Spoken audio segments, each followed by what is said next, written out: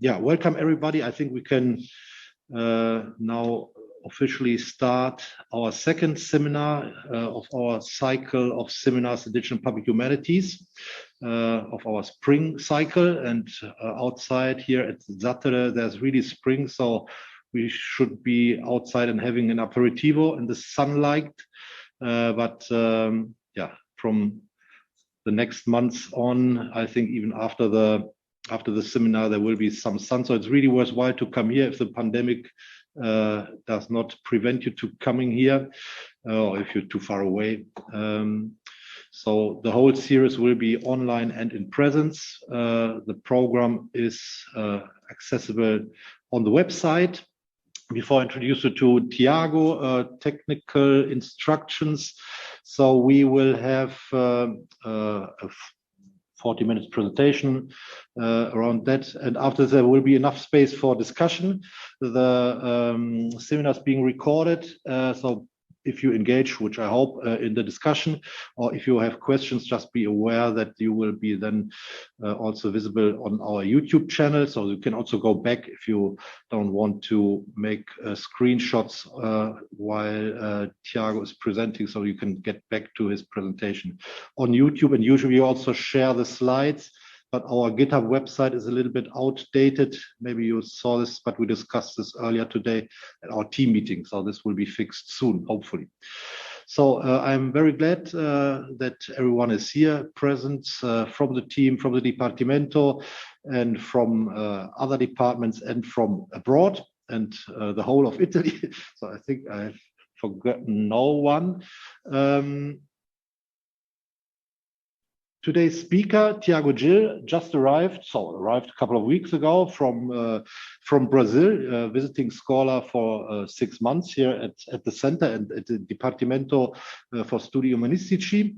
He's associate professor of history of the Americas in the Department of History at University of Brasília in Brazil. And he is coordinator of the Digital Atlas of Portuguese America. He holds a PhD in social history from the Federal University of Rio de Janeiro. And he is the author, so recently published of many books and articles, but recently published with Springer in 2021, How to Make a Database in Historical Studies. So very practical guide, so very useful. And that's also why we are very glad to have you here, so to improve our profile in digital history here. You are carrying out a project while you are here on narrative map making, a case study with journey diaries. So that's super interesting for us. I hope Tiziana is somewhere in the audience. So I'm thinking of the William Gell diary.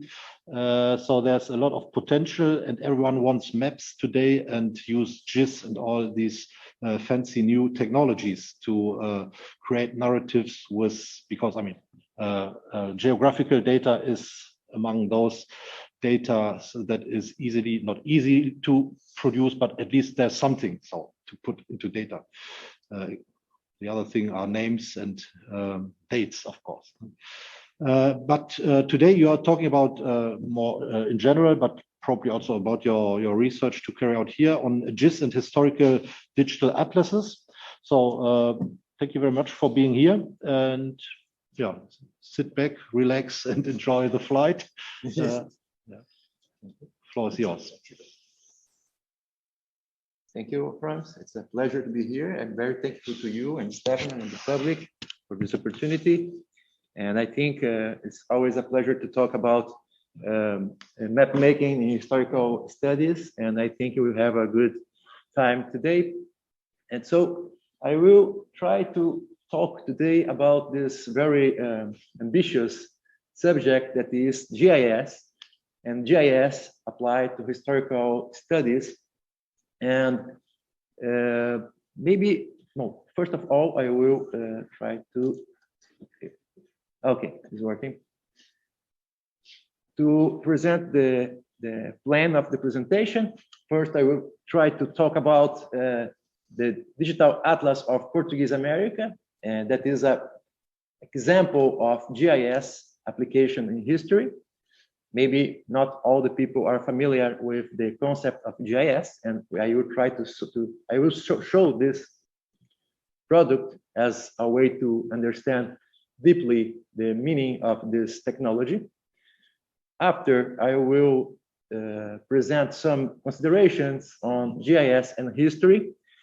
I think there are many pitfalls and drawbacks and usage of geographical information systems in history. I tried to debate a little bit about this. In the third part, my intention is to present some preliminary answers with the help of other thinkers and cartographers. And if you have time, in the fourth part, I intend to talk a little bit about narrative maps and something connected with the title of the project. So, and about journeys and how to represent motion in history and in historical maps, etc. So let's go. First, I will try to use the browser. So let me see if I can. Okay, it's working. Thank you. Maybe it's slow. But okay, it's working. So this is the main page of the Digital Atlas of Portuguese America.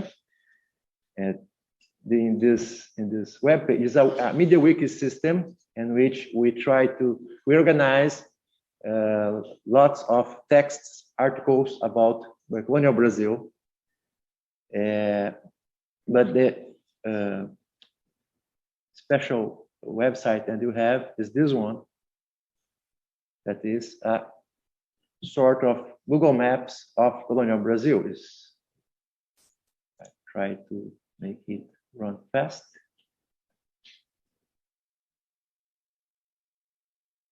Okay.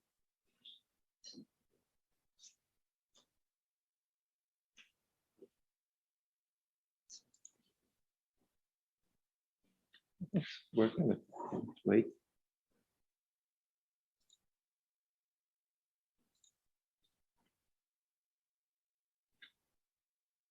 Oh, I can explain while you are waiting. Is that like Google Maps looking? Okay, so. Thank you. Okay, no worries. Maybe the connection is full. Oh, okay. That's embarrassing, but that happens. Okay, but is a Google Maps looking like website, and in this we can navigate among different scales and observe different kinds of data. So it's the first view, and you can navigate. And according to the scale we can see more information. For example, this place here, we can click this point and have a pop-up with additional information. And in some cases, we have a link to a web article that tells the story of this place. So we connect text and maps at the same time. And this media wiki environment. But we can go further and see, for example, urban structures in the same map. It's the same idea as Google. And even the streets, the name of the streets, like Rio de Janeiro in the 18th century, for example. And we can add additional information. We can, for example, make heat maps with we can take measures, for example. Second.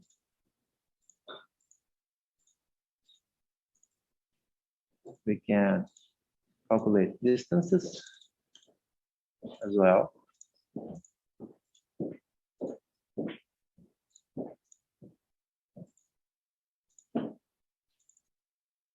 just to show you some tools that are available in the website. And we can, for example, no, not this.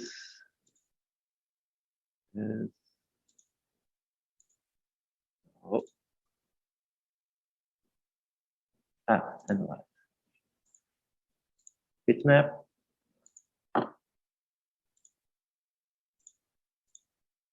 For instance, a very interesting way to represent cartographical information. In this case, we can connect the points in order to create different morphologies that are completely different from the traditional polygon concept. In general, in modern cartography, we think spaces as polygons, as closed spaces, like countries, and many times those polygons are understood even as a symbol. For example, the map of Italy is considered as a symbol of a country, in even a national and official symbol. In this case, we can see different morphologies and completely different from the traditional ones, more connected with the idea of state and closed spaces. In this case, completely different because it's a sort of spot, is fluid and very powerful to represent information that are not closed in a specific circumscription. And we can even see in different levels, we can see different gatherings of places in this case. So this red spot is all the areas occupied by the Portuguese during the colonial time. So that's something completely different from the traditional image of the national state that tries to think, to create an image of continuity between the current borderland and the history, the historical borderland. So this helps us to see different ways, to create different ways to see historical information. Let me refresh to show something different. Just to show you, I can add some new layers, which is working. That's something bad when I'm working with digital cartography, is that is most of the time very heavy to load. Okay, so we'll have all those layers, and we can add something more. For example, the borderlands of the 18th century, or native people positions. That takes a little bit. For example, this one is the position of the group Apiacá in the beginning of the 19th century. So we have information about different sovereignties, and we can add for other data, for example, fortresses, and many other things. The interesting thing of this, in my opinion, is connected with the fact that GIS, Geographic Information Systems, are sets of points, lines, and polygons arranged in database-oriented layers. So every information, single information here is inside a database.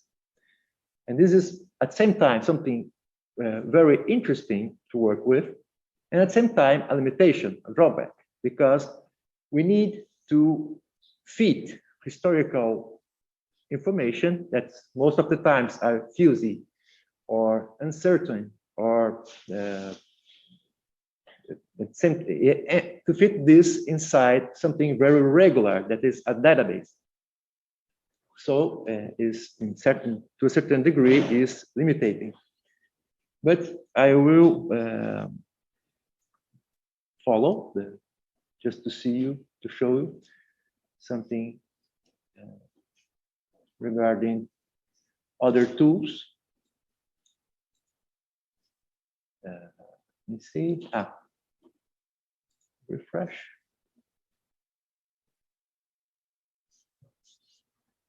Are you visible in the camera? I don't think you're. No. That's a pity. I'm asking. Nothing to worry. Don't worry. Just to restart the system, because we can, for example, filter time periods. Just to show you. You can see there are many points. Sorry. Okay. Sorry. Okay. No. That's okay. Well, so this is the all the period of the colonial Brazil, all the villages that exist in that time, and all the 300 years that we consider in this project, but we can filter, for example, to take only the 16th century. That will take some seconds, but it's working, fortunately. And so we can work with time in order to see different moments of the colonial colonial period in Brazil, or in whatever system we can, or time and space we can consider. Okay. Connected to this, we have this website is the backend of the atlas. In this, we can have, for example, we have this list of all the points, lines, and polygons we show in the digital atlas.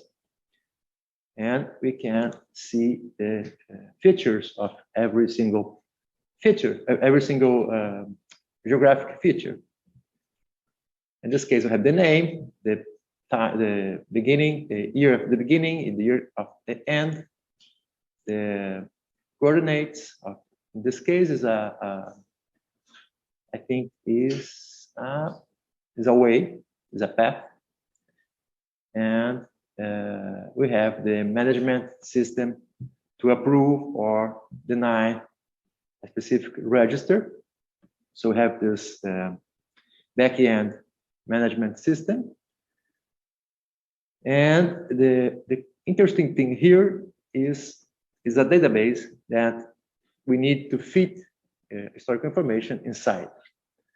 So we have to use specific classifications, methods to define the precision of the geographic information, to define the period, etc.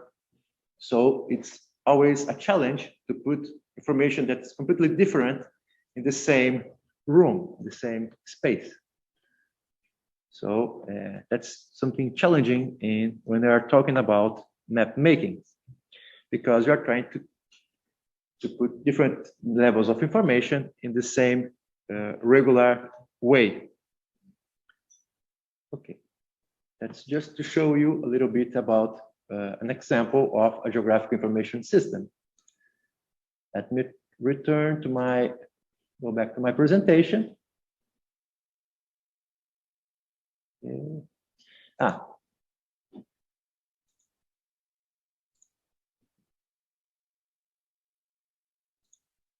Okay.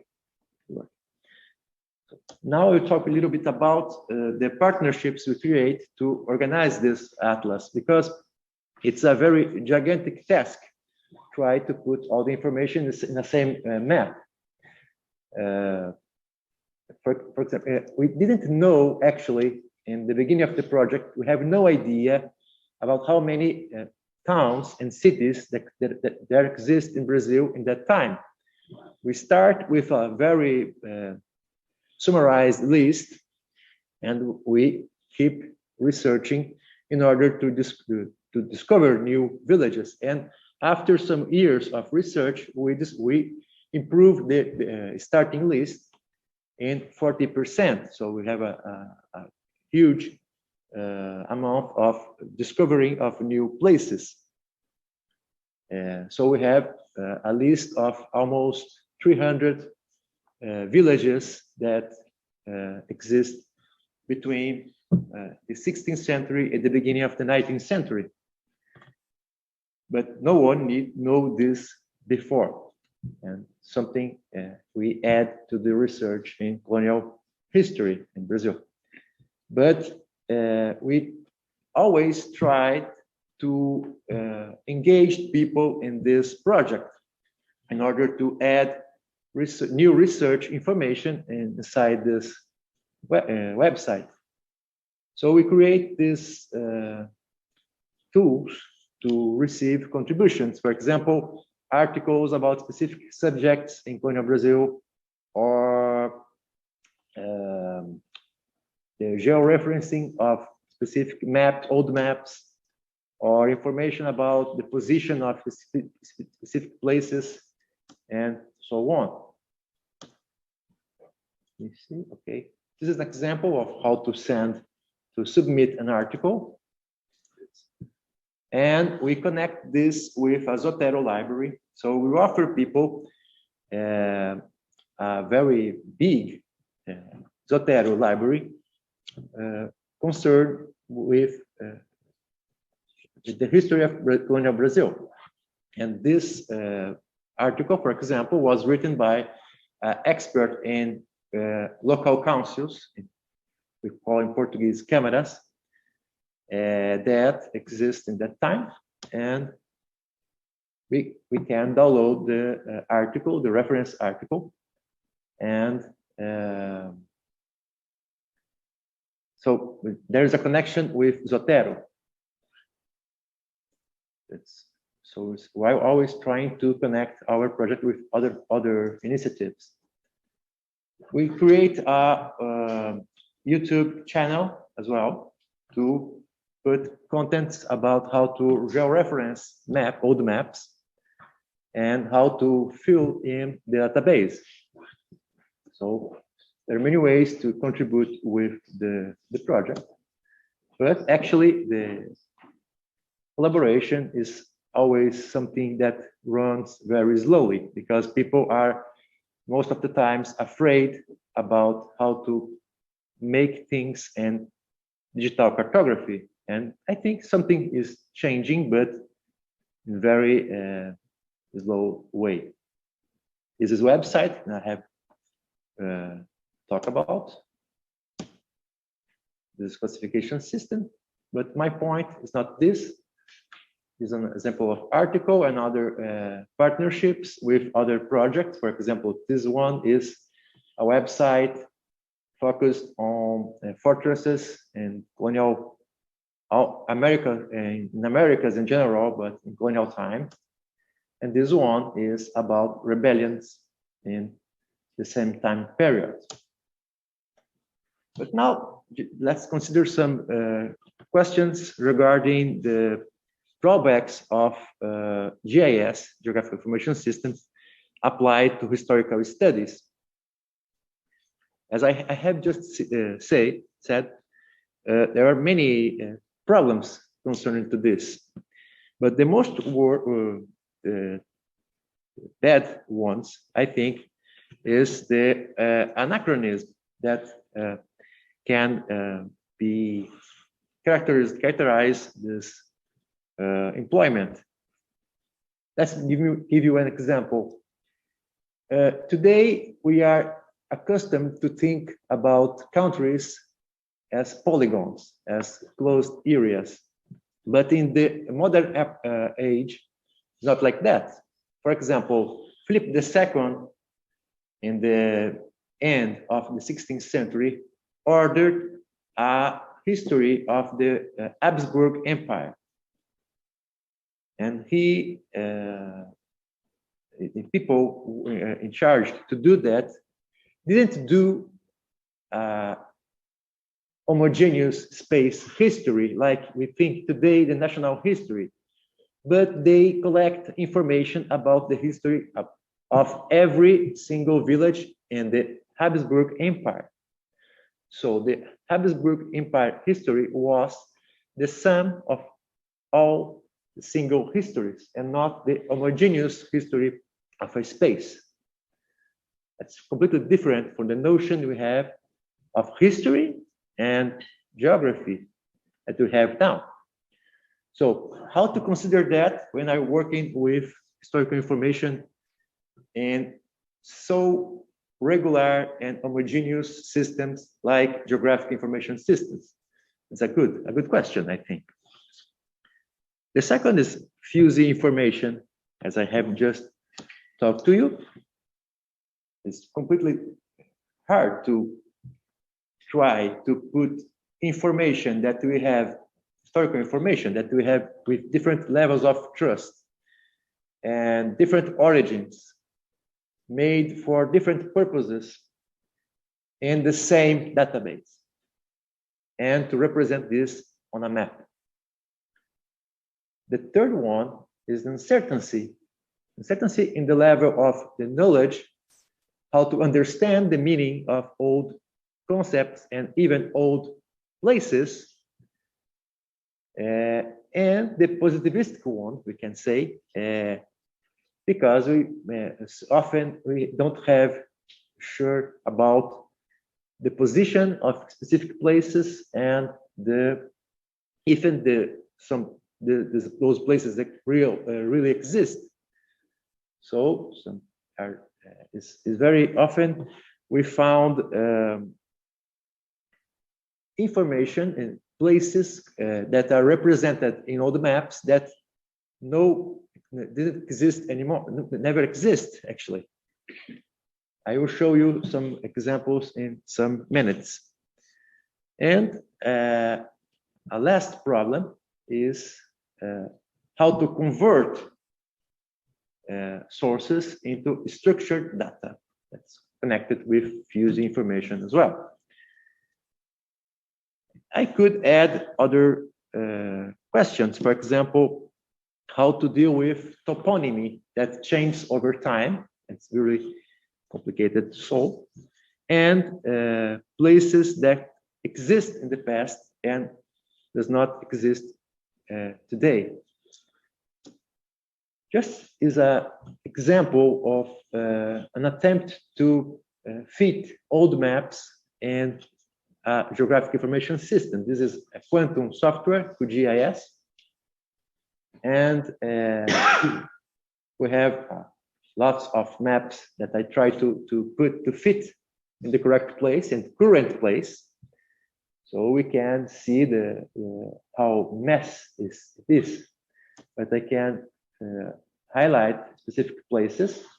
This is a very handmade work that requires a lot of work and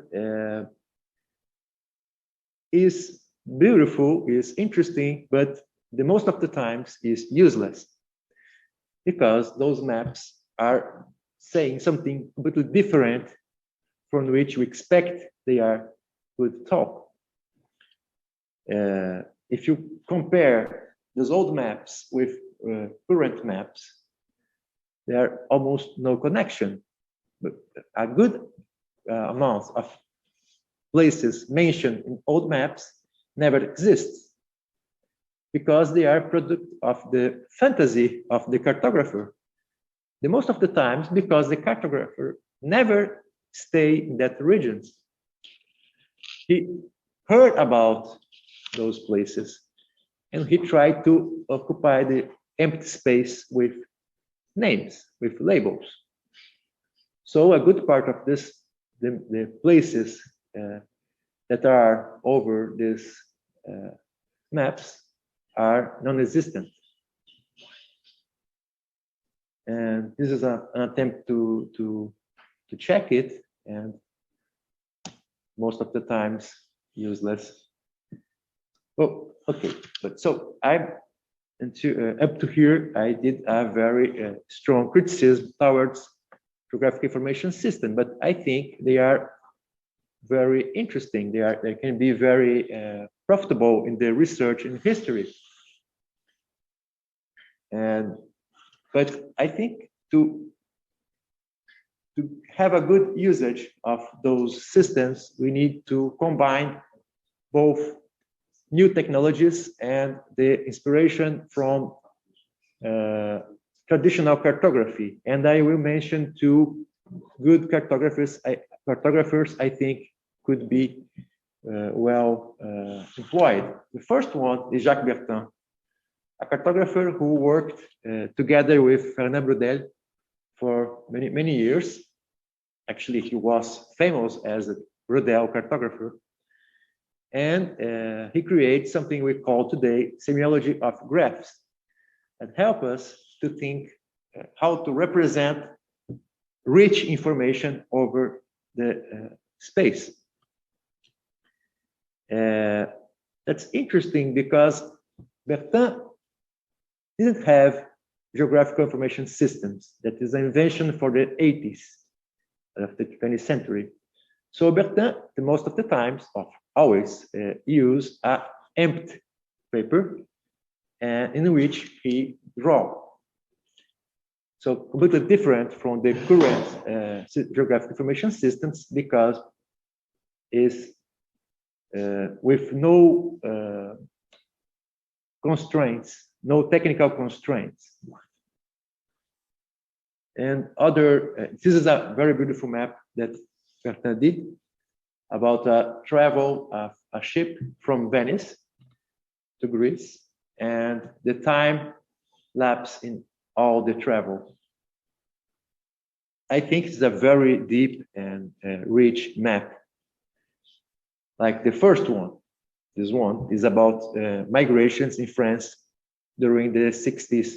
So migration is always a subject very hard to represent, but very interesting at the same time. And the other inspiration I took today is János Izgébő, a Hungarian cartographer that worked all his life in Sweden. But I will try to show something we did with the digital atlas content in order to produce good visualizations. This attempt is this one, this book, the Historical Atlas of Portuguese America. And in here, we try to use some tips from Izgébő and Bertin.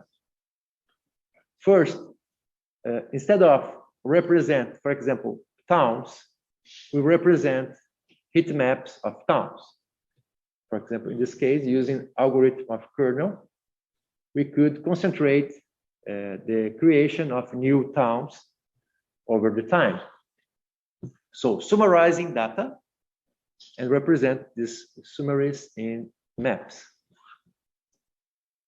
This is a very traditional way to represent information, as I have said before.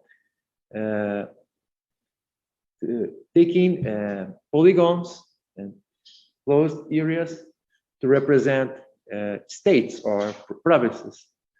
I think it's not a good idea, even though it was used even in the past. We prefer to work with the idea of sets of points instead of to have a polygonal shape that turns into the space into a homogeneous one. We use the same pattern of color to represent the region of the state. In this case here, for example, the green one is the province of Itanhaém, instead of the brown one is São Vicente. And as you can see in the bottom here, I don't know if it's visible. Okay, let me change a little bit. You can see here that the green captaincy is crossed by another one. So there is no homogeneous space.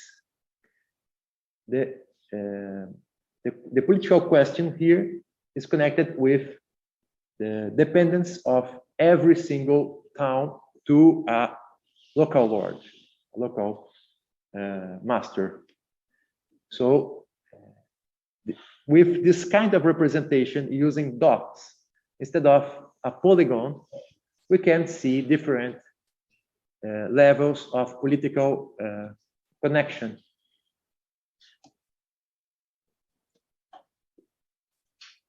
This is another example.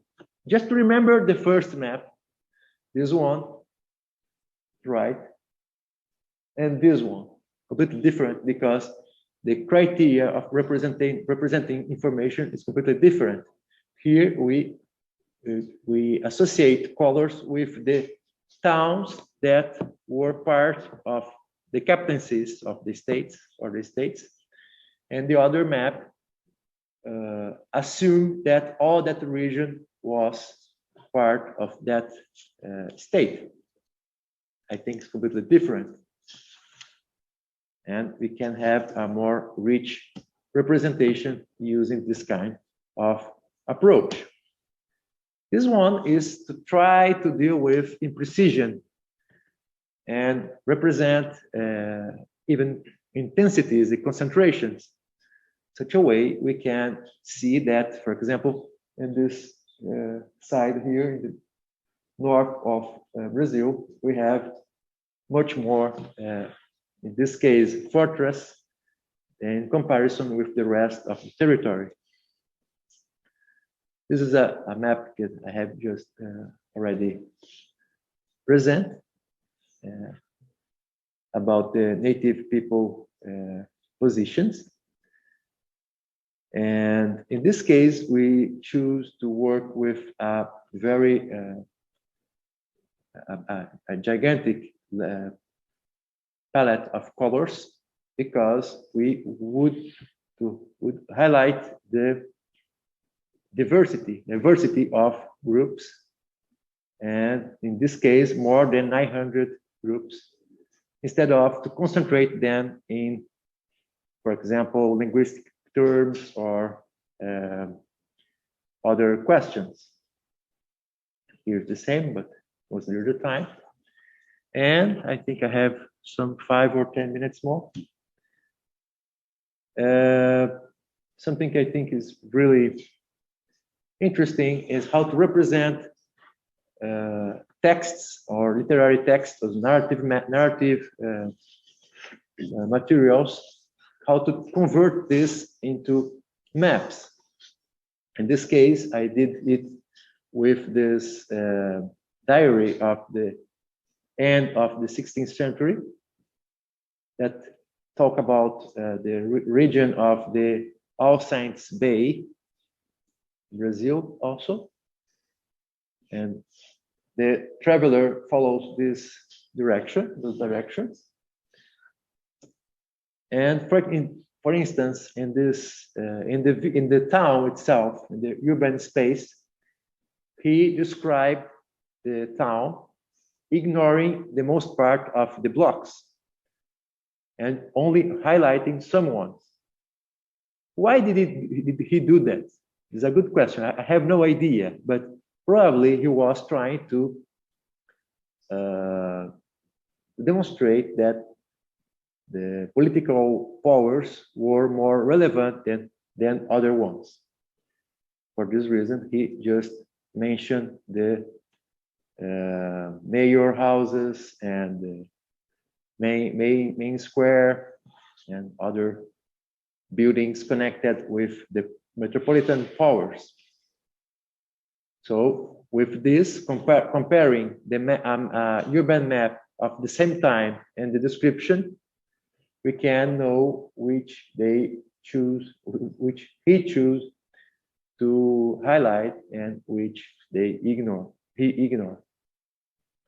It's the same narrative. He was describing part by part, and here's the set, all the set of the region in which I use spots to represent plantations of sugar and other symbols to represent the sugar mills. But using the concept of spots and heat maps to work with the imprecision and highlighting specific criteria, in this case, cattle raising, pottery, and sugar mills, we can see some motion inside this map. Why? Because sugar mills demand pottery to collect the sugar liquid, the sugarcane liquid, and cattle to move the mill. But no one talk about this. No, even the author of this description didn't mention that. But in that time, it was necessary cross the bay to bring cattle and pottery to the sugar mills. So we can infer some motion inside this map without have the information concerning the motion itself.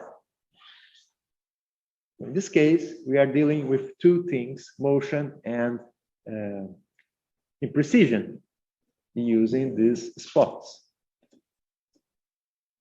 This other thing is how to represent travels in paths. I think after I can show you, if you have time, animation I create to say the same thing. And we have different ways to say the same to represent the same description in cartography. For example, this is using as criteria using the chapters of the book, and this is using the time took to make the same travel. In this case, for example, the first two frames have the same drawing because we have regular amounts of time, and in comparison with the rest, the author of the description stay for a long time in this place here. That is, in this case, is Montevideo. It's the same description represented with different criteria. For example, pages written per day, kilometers made per page, and kilometers per day. So that's interesting to see how we can use different criteria to represent to create different maps, and completely different maps actually. And this is a way to reflect on how to represent speed, and we're using some techniques from the visual arts. For example, in this case, shortening length, ripples. It's always the same region, the same travel, and reduced sharpness to convey motion, blurs and stains, mark repetition, and another note. This is another completely different thing. Is the displacements for different reasons taken from a census in the beginning of the 19th century. In this case, I try to employ Bertin technique that to use arrows as something to convey motion. In this case, all people who move for establish new houses, all people who sell and bought in the slave market, and people who move to be dependent of other people, and people who move to marry, and the set of all movements that were collected in a census, because the census talk about people who move for any single reason. So we can see movement in the census and represent it in a cartographical way. So that's I think it's just to show you some ideas about how to represent information in cartographical terms. And I think it's all. And I thank you. Thank you very much, Tiago. So we now have enough time for asking many questions. I think there is a lot to learn more. So underneath the surface of the presentation, what the data looks like and how to create these dynamic connections, establish these connections between bits of information and and the problems you mentioned yourself. So please, everyone is at least in some way dealing with geographical data from all disciplinary backgrounds. And we need these visualizations also to understand better what the data is like, and also to serve as an entry point to to scholarly editions of texts, to collections of artworks, archaeological data. You always need maps for both. So to understand better, to make interpretations, and to create access to the data, and to connect then geographical data to other knowledge resources. That's also a point where I have a question soon. But first of all, so interdisciplinary seminar, you can ask very basic questions, also terminology. So this is not, we are not geographers, or very few of us are geographers. So that's very welcome.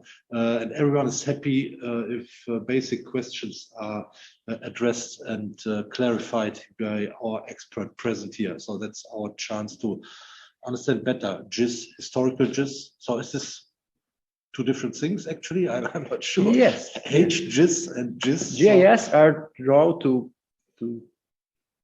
actually to deal with modern information, and historical GIS is a bit different because we need to consider historical drawbacks. And so, as I have said, there are many problems concerning the historical sources, and I think absolutely, but the technology is the same. It's just the same, but we need some creativity to employ it without kill the sources. Yeah, yeah. So please take use of the chat. You can write your name or just also type your questions into the chat or raise your hand. Maybe we should switch to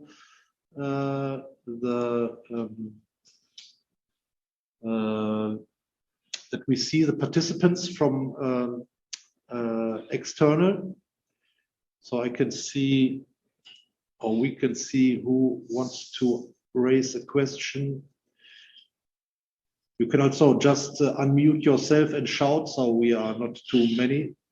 So nobody should be overseen.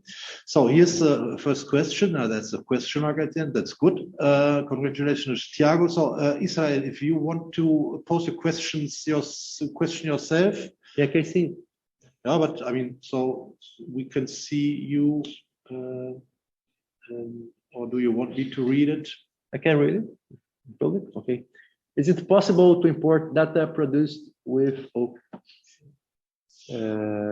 GIS software into Atlas, or do the opposite, download data from Atlas and open as a layer in QGIS? Both are possible and very easy to do. Actually, can we switch to the participants so that we can see? Yes. Yeah. I have no idea how to do that. So otherwise, it's a bit. But it's possible to do that because we can. Here we go. You're invited to switch on your camera, so that's nicer for Tiago than to respond to questions. But you're not obliged to, so feel free to turn on your camera. Okay. Sorry, Tiago. No, go ahead. Welcome.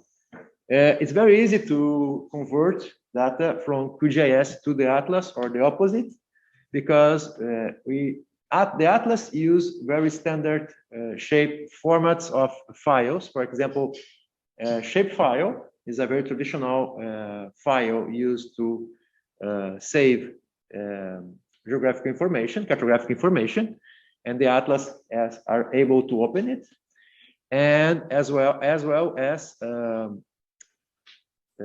WKT is another format, very spread, and the Atlas can at the same time can export shape files and that can be imported in other applications in QGIS or ArcGIS or many other softwares. And actually, I could show how to do that, but if you are inside the atlas, you can open a layer and comments of every layer. There is 3 points. Click here, click in that 3 points, and open a list of options. And there is download there, so you can download directly. Everything is open in our project. Nothing is hidden. Okay, that's very practical. Thank you very much. Questions from the audience? Do we have a microphone? Kate, yeah, please unmute yourself and ask your question. Hi, thank you, Israel. That was an absolutely fascinating talk. As someone who comes from a digital humanities literary background, I was really interested in the amount of experimentation you did. And I suppose this is quite a naive question, but was the vast amount of time you spent doing that experimental process worth it? Yes, I think so. And we could, to answer this question, I think we could compare with another attempt that is very possible, that is producing animations. I think animations are very hard to do and require much more time than the static maps I did. So I think it works because it is complicated. It's very hard working, but it's much easier than make animations. And I think at the same time, that is even more, static maps can be more communicative than animations if they are well done. I show some experiments today, but I'm employing a good part of those experiments in a new research I'm doing now. They're connected with the production of cotton by poor women in the end of the 18th century in Brazil. And to understand well the environment in which they live, the fact people were migrating or to marry, just to marry or to change dependencies or to someone, doesn't matter the reason, is relevant in my opinion. And so the last maps I showed are very important to my research. So I think they were really useful. So I think it works. Thank you. Welcome. More questions?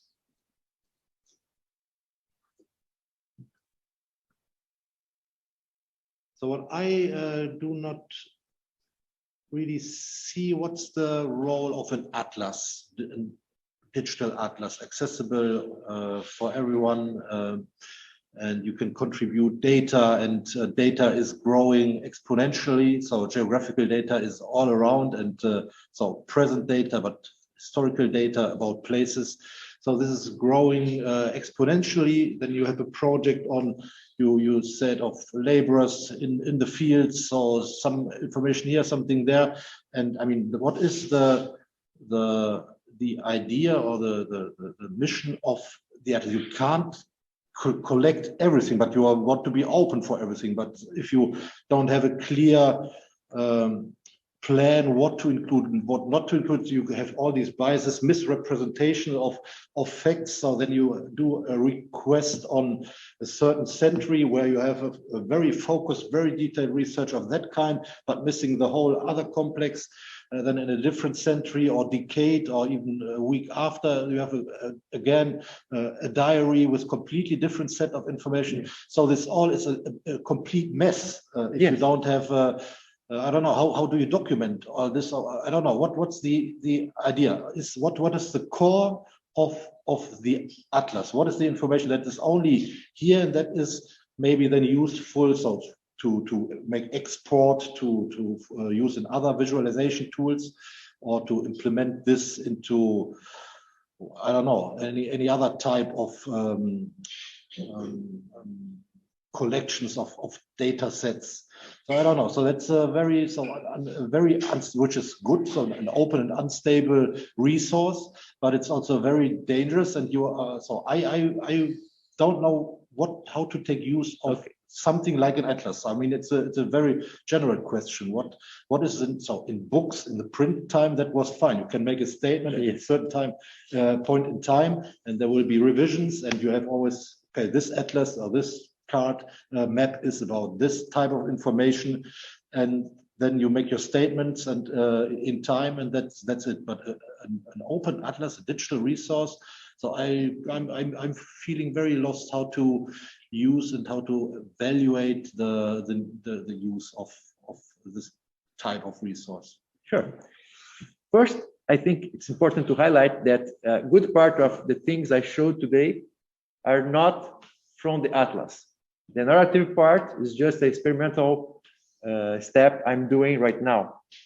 So the information connected with the moves and displacements and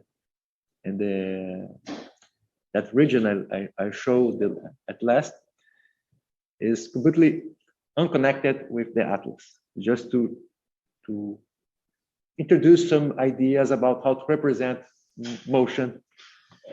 But it's the same data, so it's data from the atlas. No, it's not completely unconnected with the atlas. Pity, because I mean, you want to benefit from. Yeah, sure. No, we are trying to think about this, but it's really hard to do that because the data that I use to create to represent motion is rare.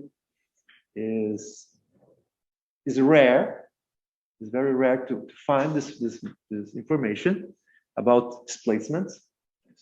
In the most of it's mainly we are talking about poor people. That is the case. Most of the times we have descriptions made by the elite. So it's in this case is something astonishing thing I found, and I try to represent this in cartographical way. But just to remember something that Janusz Zgegu, that I mentioned, used to define cartography. To him, cartography, a map, has always three elements: the set, the actors, and the play. A good map has those three parts. The set is, for example, this scenario in general. The actors are that depends on which the map intends to represent, if cities or people, and the play is motion that can be conveyed in many ways.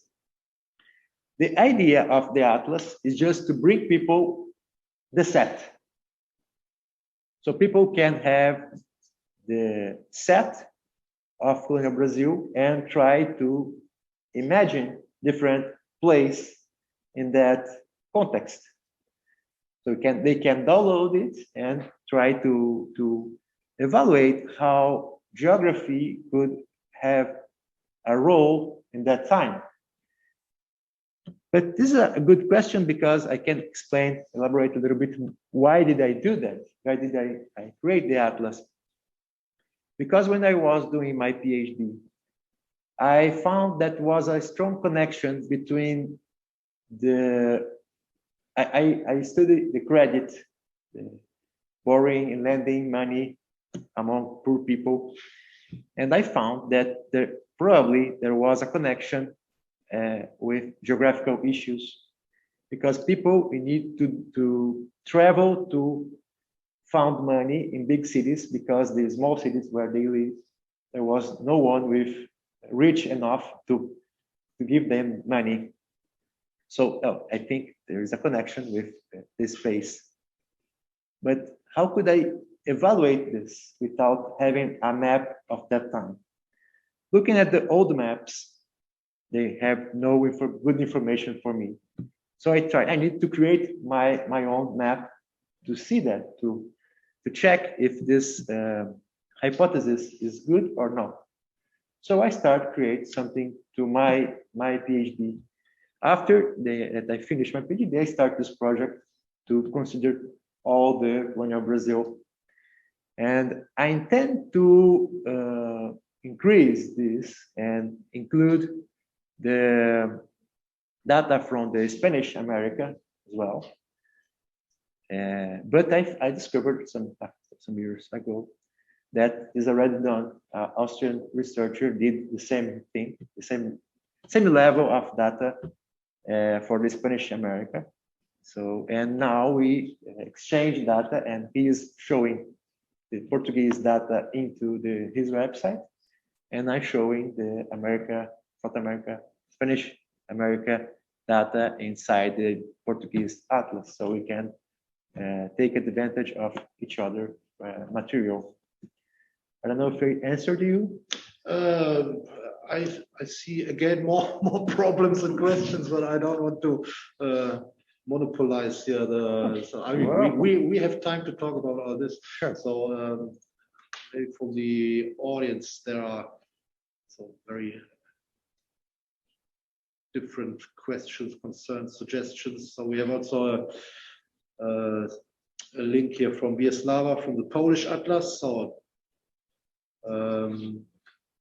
do you see similar problems or solutions as Tiago, Wieslawa? Are you still there? So I would.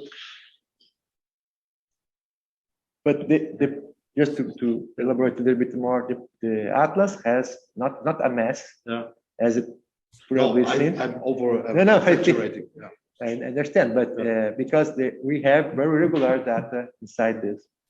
Yeah. And we just publish new data when we have material for all the regions, and an attempt to do an homogeneous representation, not because we love homogeneous representation, but because we need to have something that equilibrates the regions, because it's very easy to find data from the south and the southeast, and very hard to find data for the Amazonia, for example.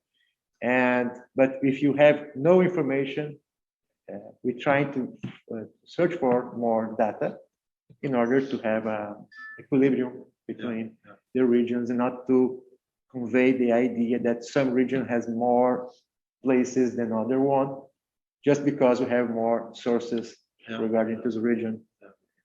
So it's a little bit more organized than probably it seems. I'm sure. I was just provoking. Okay. Thank you. Yes, thank you, Franz, for asking the question. We have a huge experience of several, in fact, at least two generations of historians involved in the research. So we are a bit more privileged. And in Polish history, we can see like similar ideas, and we, together with my colleague Tomasz Panecki, who's also here, we were discussing aside some issues about the representing with all these layers and various geometry and like zooming, and this is really interesting, like representing data on the digital atlas. This is really good idea, but going back to the sources, it's the Polish project I give you here as a comparative example is based on the very well curated database, and I mean here the database of the settlements units which were identified by historians, and we just really like two generations of historians were identifying settlements to be sure that we have all the possible information collected. So this is from our experience, this is really helpful to collect this data, and this is really good to have atlases, and this is really something like the future discussion to try to make these atlases more comparative.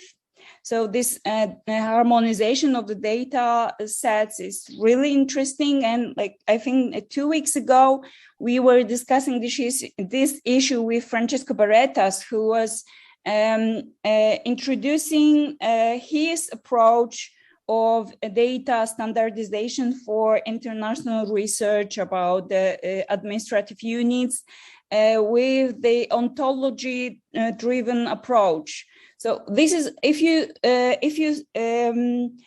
you look at this topic of digital atlases as the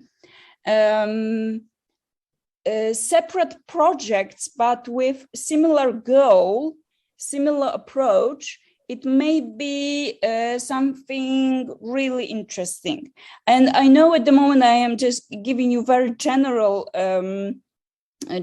views or general sentences here without any specifics.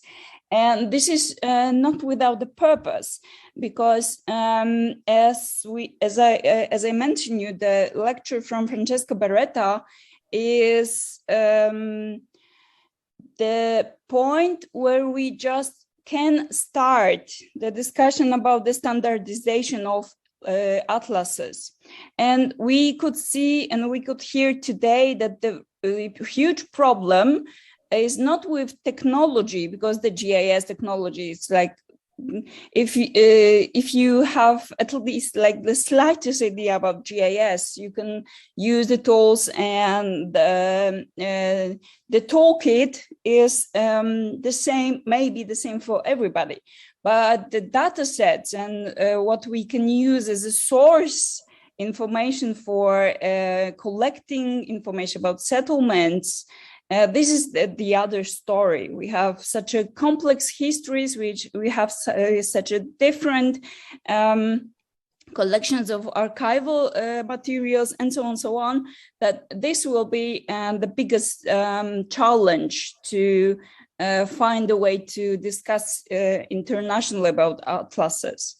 So to sum up, I would like to invite all of you to use the Atlas Fontium website I gave you, and I can tell you that there are plenty of really interesting problems with the settlements and the building the historical atlas.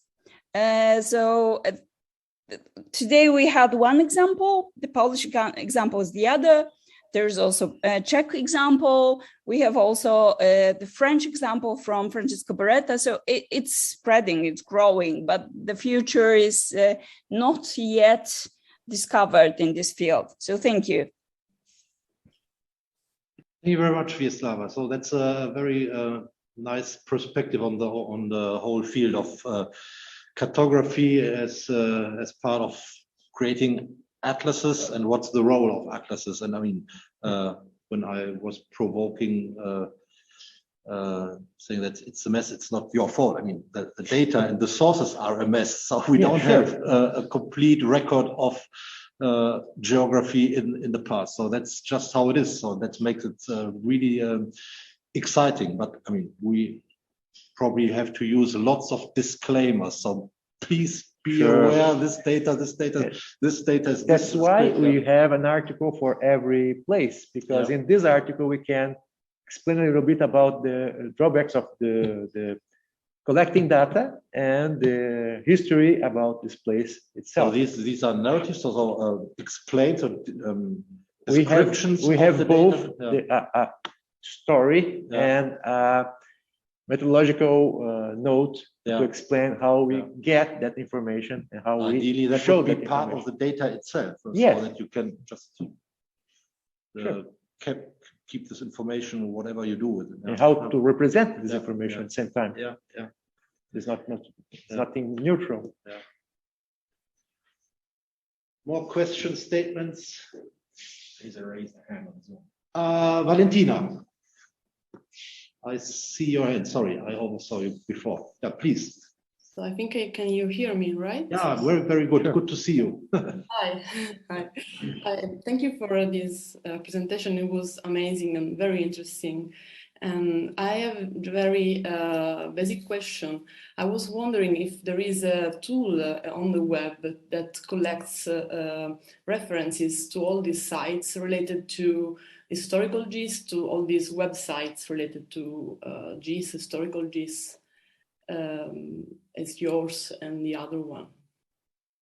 Okay. There is a website to gather all this information? Yeah, like a sort of network, because it's something we were discussing with the digital epigraphists here yesterday about like collecting all this data about all the projects about digital epigraphy. So we are working to create a kind of network that is still there. So we're kind of implementing it. So I was wondering if you have the same sort of tool or idea to do network to each other and find a way to share information, or do you have a forum to I don't know, exchange opinions with people working on the same?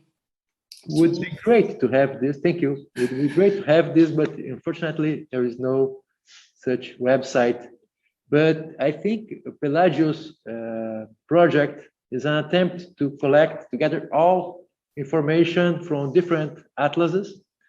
And they have information about our atlas, then Spanish America one, and then many other attempts. And they probably, this project is the most comprehensive website that gather information about geographic information concerning historical studies, but not a website with a forum. And it would be very interesting. In 2019, we have a very great conference in Pisa that put together all the, probably a good part of the researchers around the world that are connected with this approach, but no one suggests such a website. It would be very interesting if someone did it. What about the Recogito community? I mean, they are more looking towards creating tools. I mean, Pelagios is a reference project, but that does not provide tools. You can use the data to identify places. So that's in the ecosystem of knowledge resources. This has a central role, but I don't know. So that's also what I'm struggling with. So where atlases do fit into this this ecosystem of tools and resources. Pelagios, Recogito as a tool to map or to map data, annotation of historical maps, then connect this to GIS data. So it's I don't know. But Recogito, I would suppose there must be the people involved who share the same interests as you, as epigraphers. I mean, it's ancient studies, so in this sense, yes. Yeah. But Recogito is also not creating atlases. It's just helping to create individual maps of certain time. I don't know. I'm lost.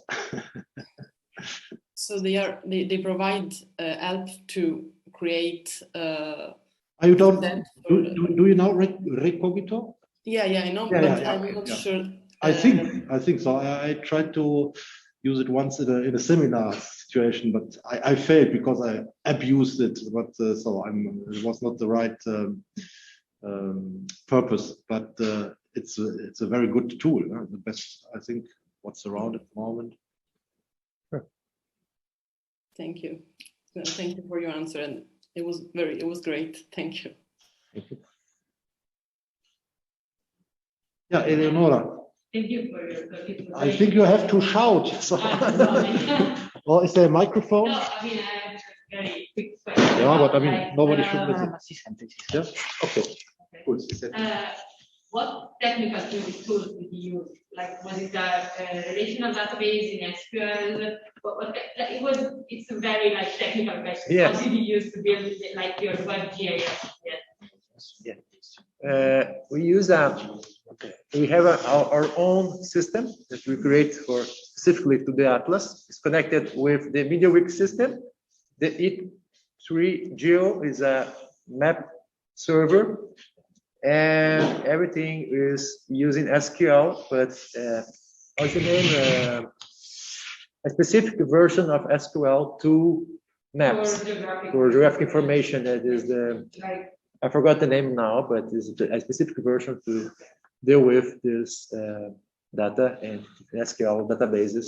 So you found that like relational databases. Sure. Relational was the best database. solution. We have one table to the categories, another to the places itself, other one to the labels. So it's a relational database, normal. We have lots of further references in the chat, so we have to make sure that we make a copy of the chat for everyone. And there's also a question I have overseen from Nico. Do you want to raise your question yourself? Elaborate on this. So it's again about movement, which is, I think, one of the most challenging features of geographical data. Nico, are you still there? So you raised this. Otherwise, I can read it. So where does the no, I lost. Does the data on movement come from? I probably what you told us about the movement of people walking for the credits, or what was it? No. Oh, okay. Yeah. Is a question? No, the question is where does the data on movement come from? The source is a census made in the specific source, very rare source that describe that was in the beginning used to list people available to the military duties in Portuguese Empire, but with the time they change it and transform it in a economic source. So we have information about every single house, the head of the house, the slaves, when is the case, the ages, the most important economic activity of every house, and people who arrive and from and for do what, and people who leave the house to do something in another place. So have this movement information that's really rare, but really interesting at the same time. But there was distract because someone mentions Patricia Murrieta, who is someone who very interesting work, sure. And she's the same lab as Gregory, Ian Gregory, that is someone who probably one of the people who invent the historical geographic information systems in the end of the 90s. So that lab is really good work. It's a very good work.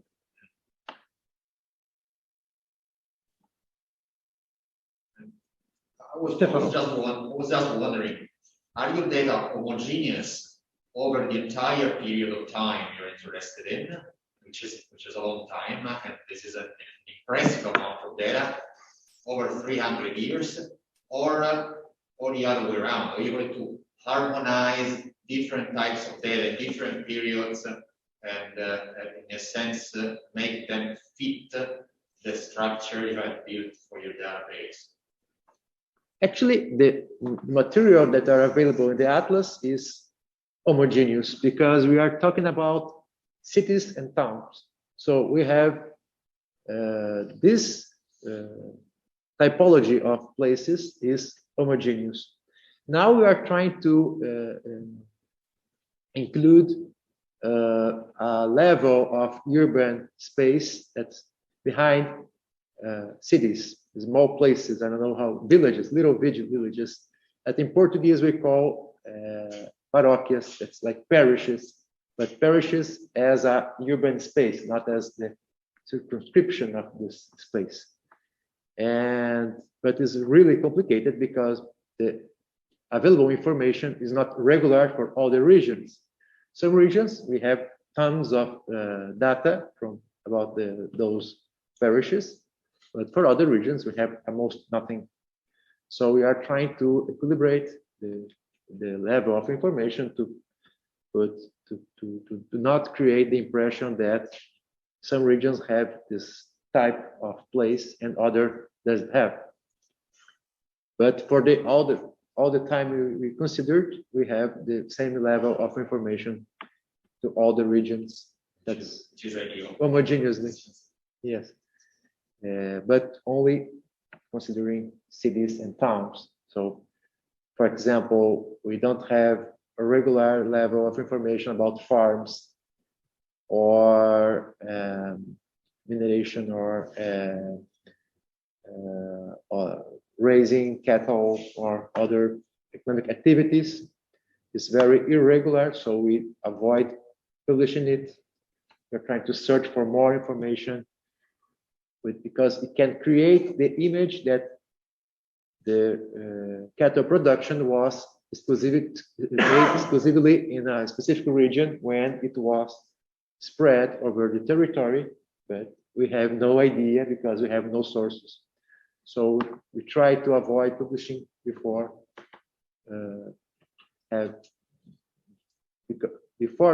having done a very strong research. Okay, we are reaching the end of our seminar. I think there's room for a last question. Valentina, is this another question or you just did not lower your hand probably? No, I think it's the old end. Okay, the old hand. Okay. Yeah. Okay, so thank you very much, Tiago.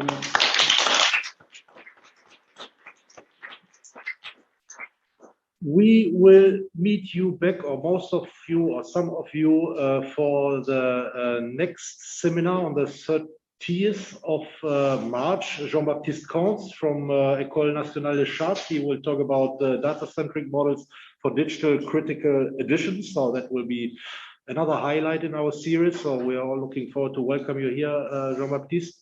And yeah, now we are going to have an aperitivo here at Zattere. The sun is gone, but I think it's still warm. So here the spring really has begun.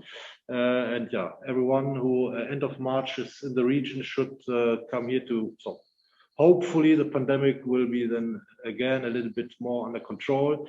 But we never know. But the provisions are not too dark. So, and the light is coming back. So hopefully see you back then in March, if not on other occasions even earlier. So thank you very much, Tiago, everyone. Thank you for the technical support and the organizational support, Luca, Elena, Alessandra, everyone.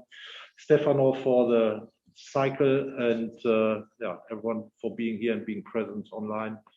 Have a nice evening, and yeah, bye-bye. Thank you.